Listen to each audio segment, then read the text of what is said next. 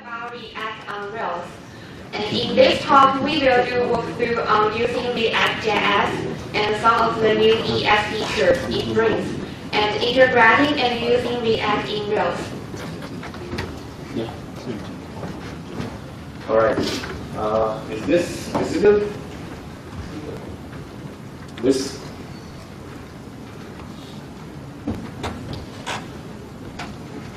Good. And this.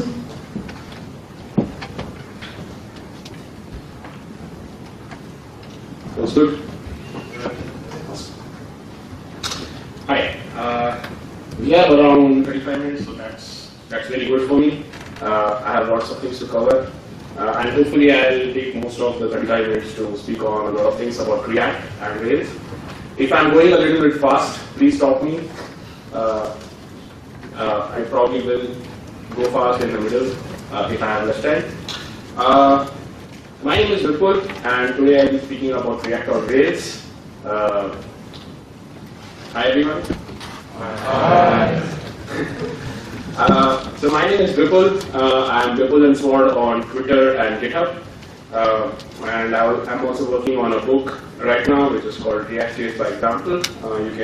You should go and check it out. I will be later sharing my slides, so you can check it out. I'm this guy on GitHub, and I like to contribute to some of the repositories which are here, but sadly it has been a bit less this year because of this book. I work at this company called RubyConf, which is based out of Miami, but I work from India. It's a remote company, and we don't have an office, and most of us work here remotely. And I mostly work on Ruby on Rails and try to help in my free time, try to contribute to Ruby on Rails and other projects, sometimes to Ruby as well. I'm from India, as I mentioned, and back in India we have a couple of conferences there as well, like RubyConf India, which is the main conference, which happens at a lot of touristic destinations like Goa, some hill stations or beaches. So if you like to have a vacation conf, do come and attend RubyConf India. We have other conferences, regional conferences, Garden City RubyConf, which is in Bangalore, and Deccan RubyConf, which I organize in my hometown, which is Pune. So if you're interested, do talk with me and do attend these conferences. So today I'll be speaking about two things. One is React, introduction to React, and then how you can start using React inside of your Rails applications. So to start with, a bit about React. React was built as a part of a team which was working on XHP.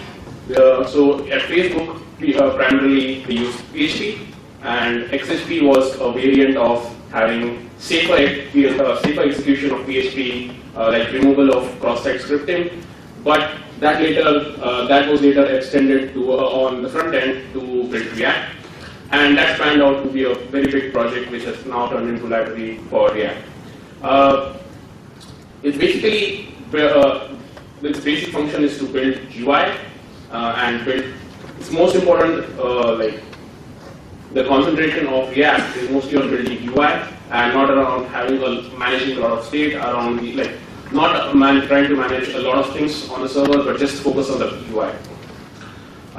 It acts like the V in MVC, like how you have in Rails, you have your views, you have your models. React tries to focus only on the view, and even inside the view, it tries to manage all the different things in terms of what needs to be rendered, how the state needs to be managed, and other things. It tries to maintain simplicity inside of it, and like let's say I have a very huge, I have a website which has menu and other things. It tries to divide all of these different things, as we see, into different small components. And the basic from the concept of using React is trying to make things, or the view, to be simple. React became very popular so it was introduced in 2013, and it became very popular around the same time because it started using something called as virtual DOM. So there are two types of things, like there are 2 or 3 concepts when you use browsers. So you have your basic DOM, that is your object model for displaying of various your nodes, HTML nodes like your head, your body, etc. And that is your main DOM. But DOM manipulation, that is changing of content, like if you use jQuery, you would do something like jQuery.html and change some content. Manipulation of DOM is very slow. It takes a lot of time in your web pages. Like you must have seen, you click something and it takes like a lot of time to even react to the, if you click something, even the button click takes a lot of time in some web pages. So React, so that is the basic DOM, and manipulation of that is slow. Later on, React introduced what is called as virtual DOM, which is, it tried to have a tree of the actual DOM, the representation of the actual DOM inside of JavaScript, which makes it very faster. Like JavaScript is more faster than actually manipulating the DOM, and it has very fast algorithms which help to make them manipulations of DOM in very fast, like over one time. So that was the most important thing which got React a lot of highlight. Later on, other concepts, another type of DOM which is being introduced right now, but it has started to gain a lot of popularity as well, which is called as Shadow DOM, which is a bit different though, but that's the thing, like React got a lot of popularity from using virtual DOM. So as I mentioned, React tries to compartmentalize all of your different page into small components. So let's say I have this Facebook page. You can see this is my timeline. And this is actual Facebook page, like these all the things that you see over here are actually, this Facebook is actually using React to, so let's take an actual example though. So here, something is shown here. I have this extension, and you can see all of this which is highlighted here, this is actually a React element. So this is a React element which consists, so this is one component which has another component inside of it, or here you can see these are different components. So the like, comment, this is actually one single component. So what React tries to do is divide your page into multiple different small components so that they are easily manageable, and then like this part of the page you can easily go and reuse in the lower part and reuse your components as well as modularize your whole application, the view of your application. So, according to me, or at least from my experience, this is the most important thing that got many people started working with React. Like, front-end development is a mess. You have so many things to manage. Like, let's take an example of Rails. From within Rails, if you want to build a view, what are the things do you need? You need your ERB, or if you use Haml, you use Haml. Inside of Haml, you may opt to use something like a different type of templating. So maybe you can use handlebars or something like that. Or inside of this, you'll try to use CoffeeScript, and you combine all of these three together, and you try to share information from within your ERB, from your CoffeeScript, which is kind of a mess. So this is one of the things which really got us into React, that is it tries to compartmentalize or modularize all our components, and it makes it easier to manage the state of your component. So to manage information inside of the components, you have two important things. One is props, which is whatever you send as arguments to your components, and second is state. So state is whatever is going to be changed inside of your component. So props is immutable, which is coming outside as arguments, and state is something that you want to locally manage and change. So since React uses virtual DOM, it doesn't need to care about, so it can instantaneously find what has actually changed inside of your component and immediately do a re-render. By re-render I mean, if you have a big page, it will just go ahead and change the whole page instead of, like let's say you were using jQuery, what you would have done is go and find the node, like the comment node, and then go and change the content inside of that. With React, if there is any change in the state, like let's say I have changed in the title of the post, it will go ahead and re-render the whole component, which is fast, which you might say is a bit slower, but it's actually faster because you are just doing one single DOM manipulation and you are just simply changing the whole page. You are not trying to go and identify what it needs to be changed, traverse the whole DOM tree and then change it, but you are just doing one single manipulation. So it's very faster. And it's sometimes confusing that it's changing a lot of things, but it's actually faster. So I hope this is visible. So React uses internally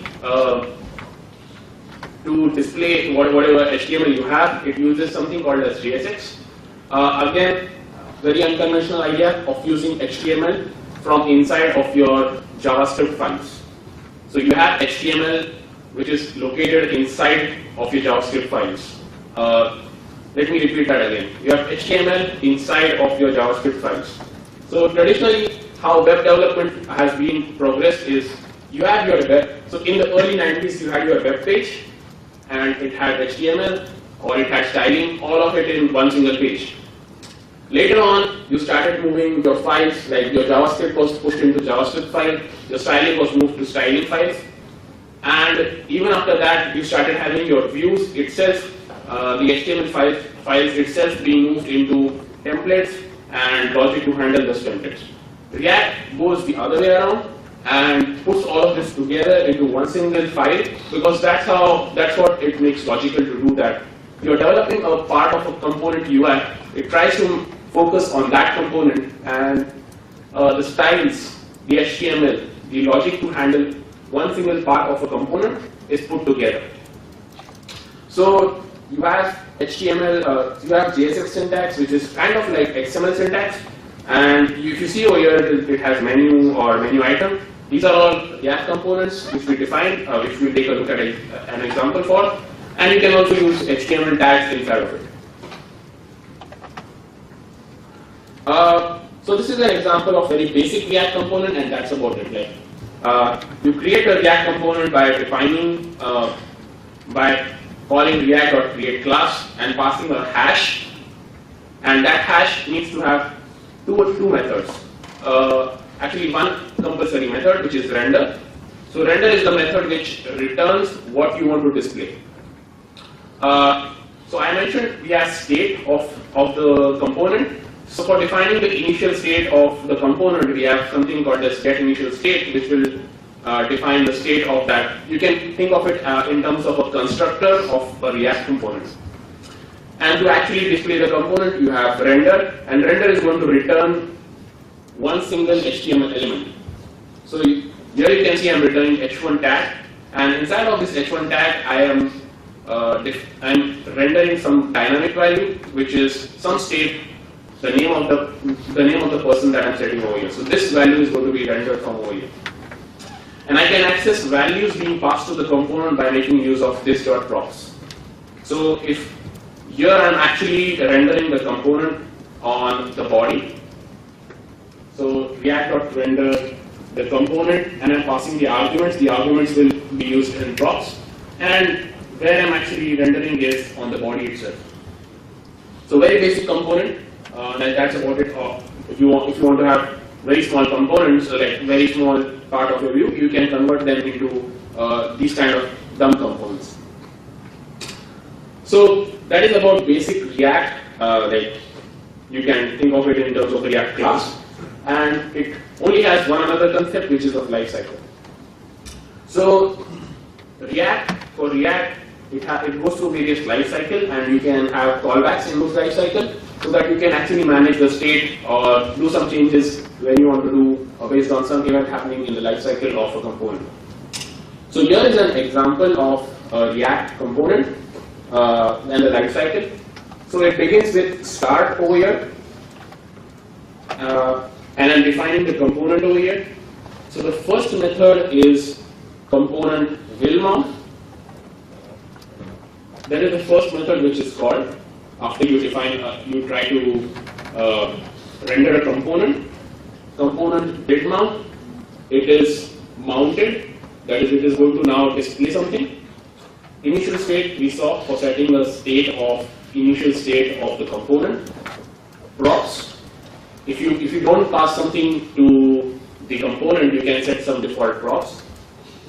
Component will receive props. So if you have a parent and a child, like you have a body, and inside of body you have a table. The body can send new arguments to the props. So you can, this will be called should component update. So you can tell React to not or to actually render or not render, which will make it even faster that you don't do the DOM manipulation if you know that you don't want to change the UI. So you can use that for that. Component will update, like this is called just before it is going to change the contents of the page. You have a render, and component will unmount, that is, it's going to now remove it from the body. Like you move from your page to other page, so this method will be called. And as I said, React makes it easier to compose components. So we'll take a look at how we can use multiple components. Here I have a simple component which is fruit list. It is a simple list of display of list of fruits. And what I'm doing over here is I'm defining this to return a simple list ul tab, simple list of 3 fruits. And I'm calling this fruit list component. You see here, I'm calling this fruit list component from outside of another component in such a way. I hope this is visible. Yes, no? Yes. Okay. So in this way, I can start calling other components and start to build my UI in like having a parent, having a child relationship, as well as having multiple childs, which we'll take a look at example. Like you have a main parent, then you have your container. Instead of container, you have your body. Instead of body, you have some table like A side. You have the other part. Right? Here's an example. This is circle CI. So here you can see all of these are different components. So this hierarchy you can see. This is one part of the component. This is another part, and this is sub part of the component. So inside of body you have other components.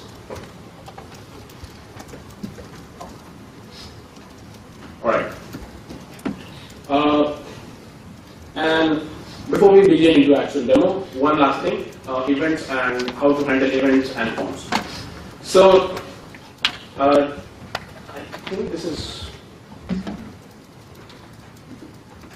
Oh, this is visible now. So in React, since it is using JSX, it converts some of your handlers into camel case versions. So here, if you see for the, like I have an onChange handler over here. Instead of on-change, it gets converted to onChange, and then I can pass a handler here. So what I'm doing here is, I have a simple form here. Simple form, HTML form, which has some on submit, call some action. It's an on submit handler, and I'm passing which method to call on submit for a form. Similarly, I have this text area over here, where I am defining this text area, and if you notice over here, what I'm doing is for displaying of the actual content inside of the text area, I am controlling it via the state. So it is acting as a two-way binding, that is, you are managing the input area by means of React state. And for whenever I type something, I will call this method called handle change, and I'm passing the event as well as what attribute to set. Inside of handle change, if you can see that I'm passing the event. I'm constructing a new state, that is what value has been entered by user, and I'm setting it to the current state by using set state, and this will change the this dot state. Alright? I have 15 minutes. Right. And the next part, which is React and Rails. So that's about it about React. And you are now experts in React. Very good. So now you can start using React from inside of Rails. So that's about it. Like you have your component, you have your state, and you have your forms. These are the only things that you need to know. And you can start using React directly by just having the render method and putting your HTML. Alright? Cool. So next thing is starting to use React from inside of Rails. So very basic setup you need to do is start using this gem called as React-Rails and call this method call this generator called React install, which will go and insert some content in your application.js, which is import the React.js file, unobtrusive React file, and import the components. So let's take a look at what that does. So if I do that, it will first of all set some requires over here. I've added this gem over here, and it will create this directory. It will create these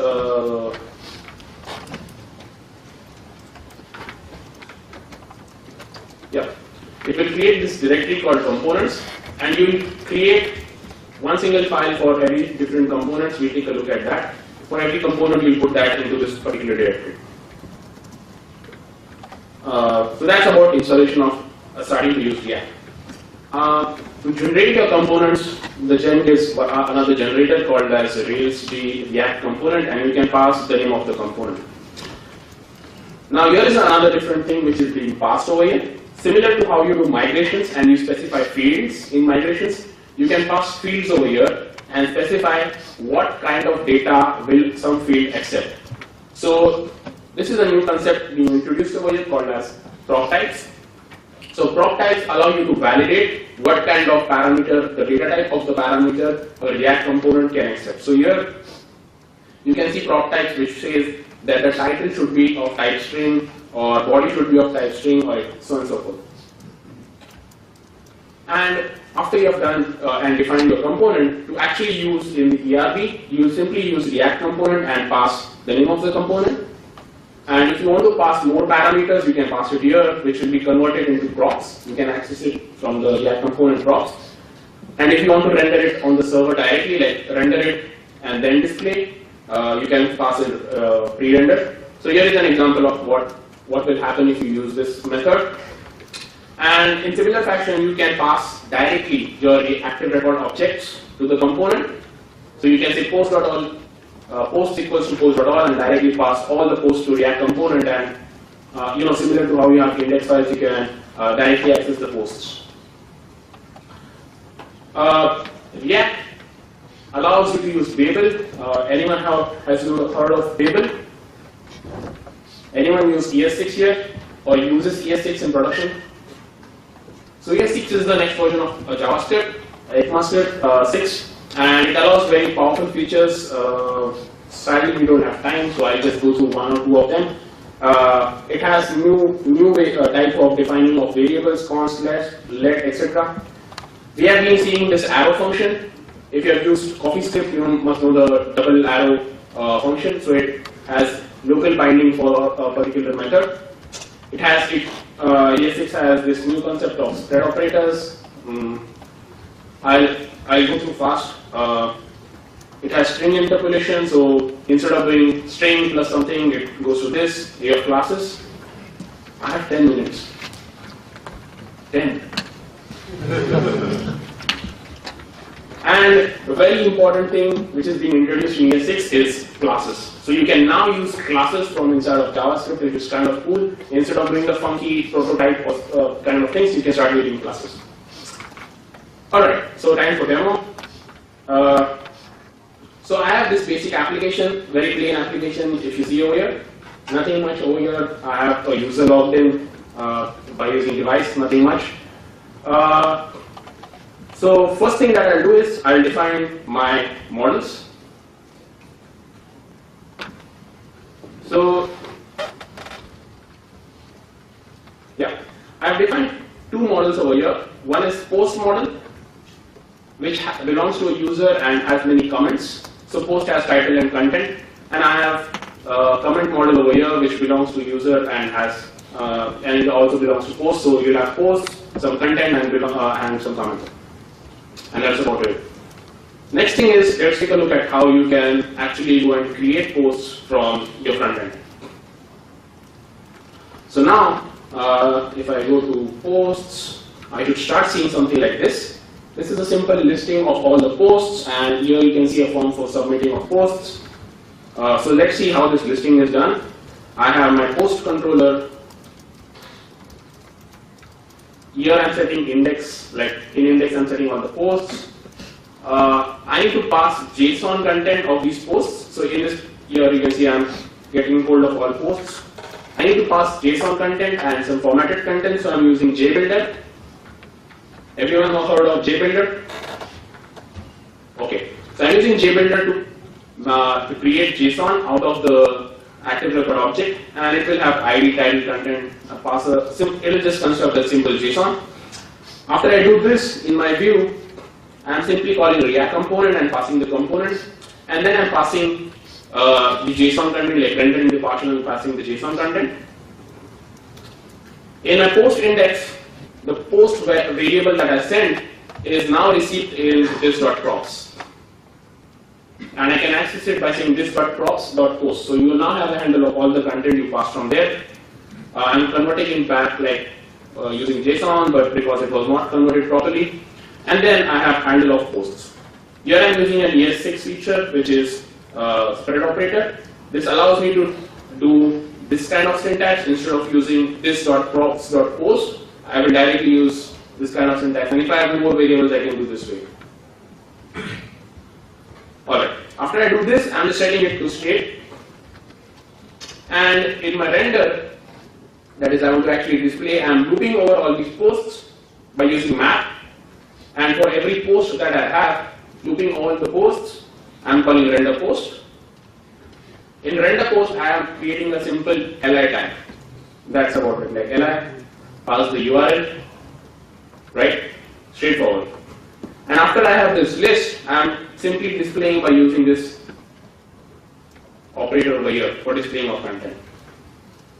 After I do that, I get this list that you can see here, right? Let's take a look at what happens for the show. So when I click on any of these links, it calls the show method, which calls the post show. Again, very straightforward. It is accepting the properties, the content of the post, and displaying it by title, content, etc. The last thing that I want to show is creating of the post. So here, if you see in my index, I am displaying this component below. So here, inside of this post, I have this title and content.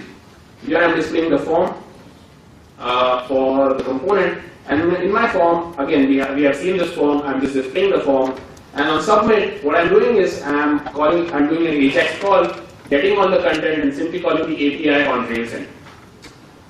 I am running out of time, so I will rush through this again. Post new displays the form, which is doing some error handling. Like if there is error from the active record, it is going to display the errors. It is going to submit. On submit, it is going to submit to Rails, get a response.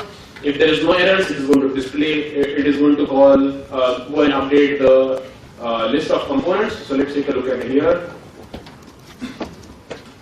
And if I submit, you can see a new element was added here. All good. In similar way, we have comments creation. So if I go here, I can see same. I have the same thing I have set up for form, comments. All right. Yes. No? I'm going fast, but yeah, I have like hardly, yeah, 4 minutes. And this is the better version of seeing what happens actually when you submit. So you have submit post, which I'm using fetch, which is kind of a new protocol for AJAX. You can start using it by, I have created a gem for it, fetch-rates. You can start using that. And it is fetching, and then it has a promise-based, callback-based approach. So here I am passing it, setting the post, etc. Flux. So when I have so many different components and you have such a big page, like here you can see you have such a big page, and you have so many different parts interacting with each other. So for managing data across these components and passing the data across these, you can't always use props. So you use what is called as flux, and you have a global store of data which is going to share the data by means of flux.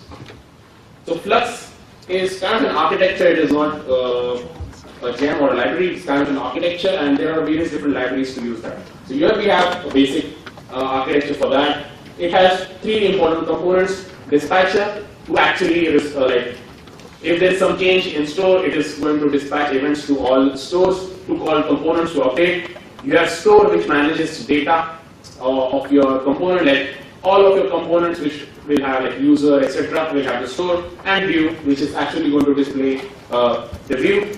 If there are any actions, it is going to send an action back to dispatcher, which will update the store. I don't have time for Redux, but here is an example of how Redux looks.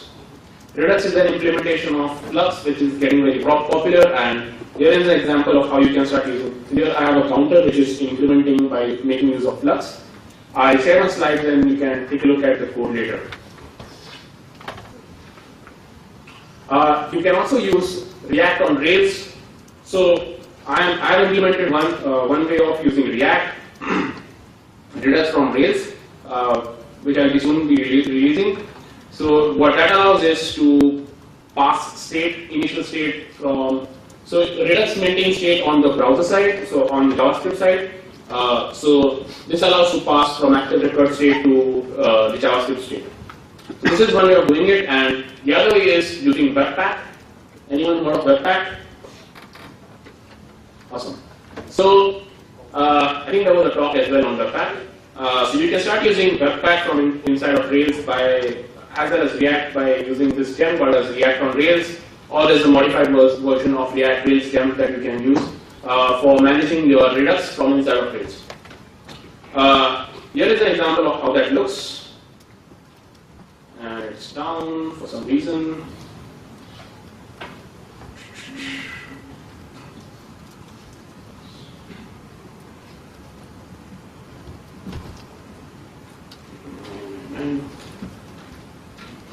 Okay, so here's an example of how this is working. So we have